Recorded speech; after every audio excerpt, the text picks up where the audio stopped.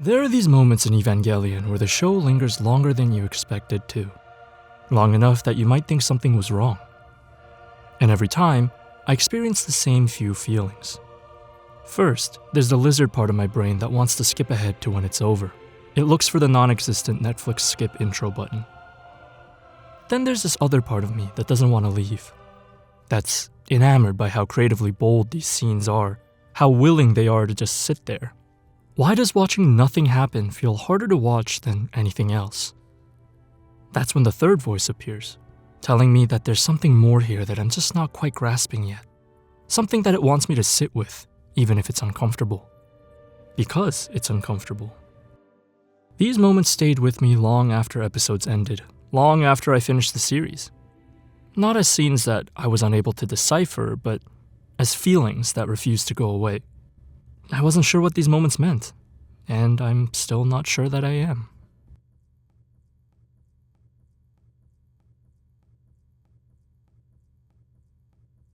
In most shows, the camera works quietly in the background, showing us what we need to see, and then moving on in silence. One of the boldest things that Evangelion does is grant the camera an uncharacteristically large amount of power.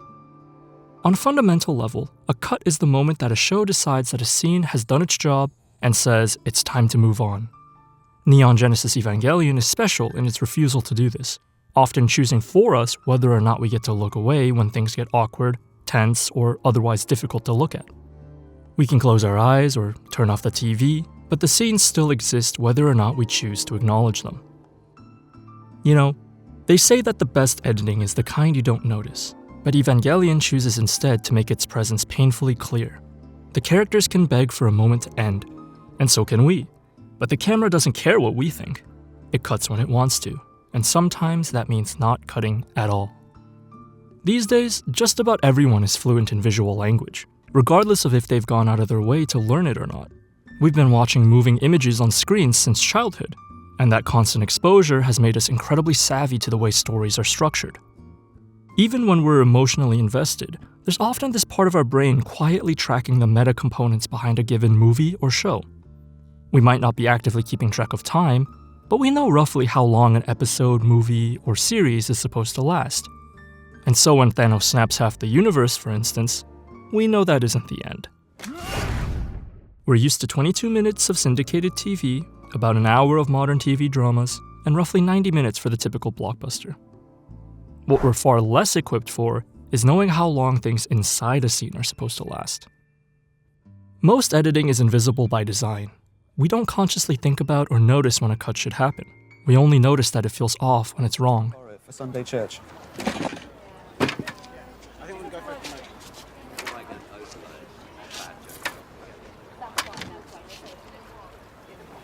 So this is Queen. And you must be Freddie Mercury. You've got a gift. You all have. So tell me, what makes Queen... Evangelion fights the instinct to cut away and refuses to give us any comfort about when a cut is coming. A scene can suddenly hold in the middle of an episode with no warning, no build-up, and no hints about how long it'll last. I find myself holding my breath, waiting for a release not because I'm scared of what comes next, but because I just so desperately want something to happen. Something to change. And that's more than just style. It's how the world of Evangelion works, with constant uncertainty. There's no countdown, no internal clock that we can rely on, and because we don't know when the cut is coming, only that it will come eventually, every second the camera continues to hold builds real tension. Evangelion's Tokyo 3 treats time itself as a liability, a resource that we never have enough of. These characters live under immense pressure because their actions are the only thing standing between humanity and a constant wave of world-ending threats. Angels. The angels don't have any sort of predetermined pattern, and each is devastatingly powerful.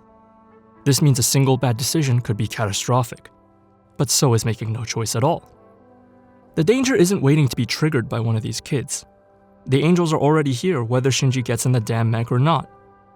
And so in this context, doing nothing isn't neutral. It's giving up. And that weight carries over into the quiet moments. When the camera lingers on a moment of indecision, it isn't comfortable because of what might happen next, but rather because nothing is happening at all. And in this world, stillness isn't peaceful, it's stressful. Time isn't just passing, it's being wasted.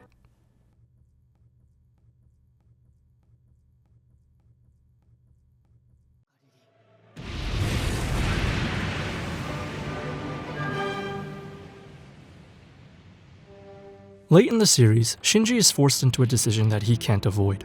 In order to stop a world-ending threat, he has to kill Kaoru, someone who offered Shinji with the comfort and connection that he was otherwise desperately deprived of. The show doesn't rush the moment. There's no countdown, no swelling music, no moment where the show signals that it's time. All that remains is the understanding that there's no avoiding this choice. カオルくん、君が何を言ってるのかわかんないよ。カオルくん。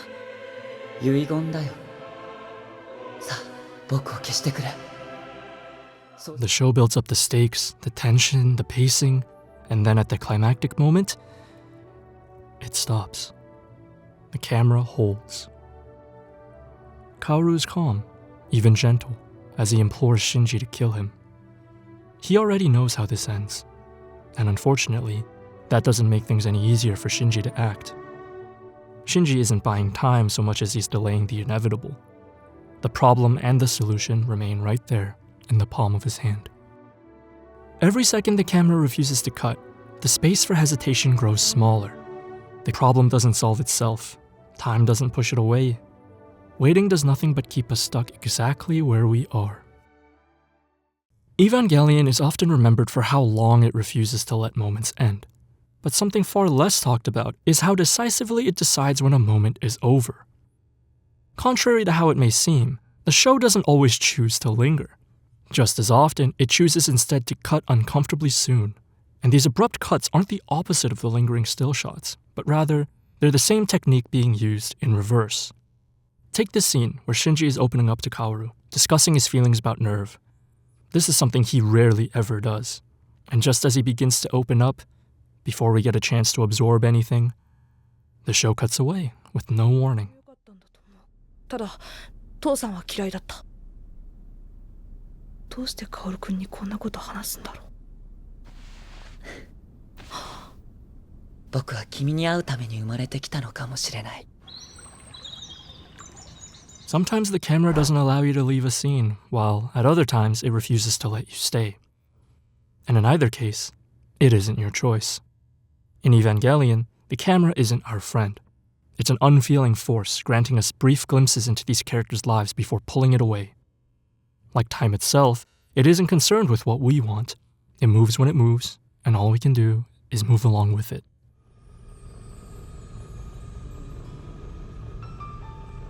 As heavy as Neon Genesis can get, the moments that I find myself thinking about the most are the ones where the pressure lightens up. The world never stops being the apocalyptic powder keg that it is, but that doesn't mean that it's devoid of beauty either. Now and again, there are these moments where the pressure lets go. Early in the series, Shinji decides to run away after determining that he just isn't fit to be a pilot.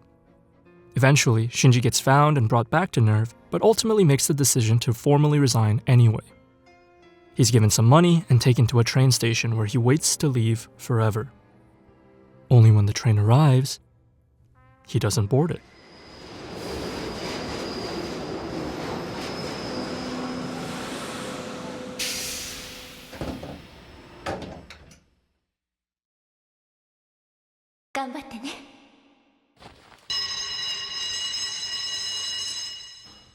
After deciding not to board the train, the scene doesn't rush to reward Shinji for his choice. This inaction hasn't solved any problems, and no praise is given. Instead, the camera lingers on the station. Cicadas chirp in the background, and as always, time ticks forward whether Shinji boards the train or not. And yet, this moment doesn't carry the same weight as many others in the series. Not because he made a great choice, and not because any real problems have been solved, but because the act of choosing has passed. The world, for once, isn't asking anything new of him. Even in doing nothing, Shinji has chosen not to board the train. And once the moment of decision is over, the burden of choice leaves with it. To be clear, this isn't catharsis, and it's not happiness either. It's the absence of demand. The pressure isn't gone, but paused. And in a story like this, where time is always working against you, that pause can feel strange. Misato doesn't prod, she doesn't scold him for running, and she doesn't scold him for not running either. She just waits until eventually.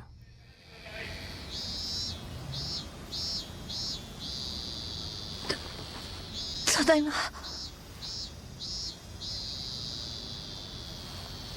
Okaeri nasai. And then the episode ends. No swelling music, no drawn-out fade to black. Their exchange is given the space needed to breathe, not as a reward, and not as a mercy, but simply because that's exactly how long it needs to be. The moment simply is, and then it isn't. Looking back, that's why these moments stuck with me for so long. They don't beg to be interpreted by us or pretend to be more than they are. They just sit there, and you sit with them, until suddenly, you aren't allowed to anymore. Moments like these remind me that even when an outcome isn't ours to decide, looking the other way always is. Sometimes we're trapped in a moment we desperately want to escape, and other times we're forced to leave a moment that we wish could last forever. And in either case, it isn't our choice.